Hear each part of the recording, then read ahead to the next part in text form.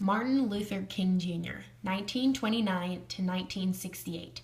I Have a Dream by Katie Hayes.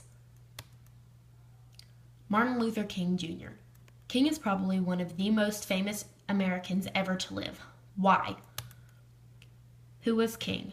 Martin was born in Georgia on January 15, 1929. King attended a segregated public high school in Georgia, from which he graduated at the age of 15. He received a BA from Morehouse College, studied theology for 3 years at a seminary, then received his graduate education at Boston University. King moved to Alabama and became the pastor at a Baptist church. King became a part of the National Association for the Advancement of Colored People. Through this program, King became a leader in a 382-day bus boycott, which resulted in bus segregation being declared unconstitutional and giving blacks and whites the privilege to ride as equals on any bus. During this boycott, King was arrested and tortured, and his house was bombed, but this did not stop him. King was elected as the president of the Southern Christian Leadership Conference, a civil rights organization. During his time as a civil rights activist, King spoke over 2,500 times. Of all his speeches, his most famous is his I Have a Dream speech.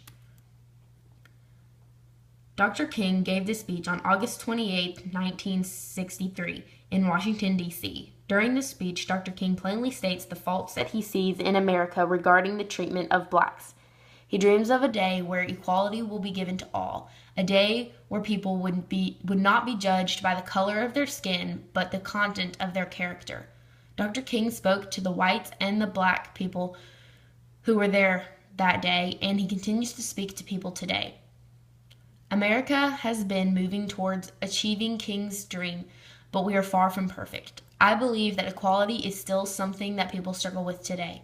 Dr. King's speech can be interpreted to encourage equality not just among people with different skin tones, but among people with different beliefs, people with different backgrounds, and people with different lifestyles.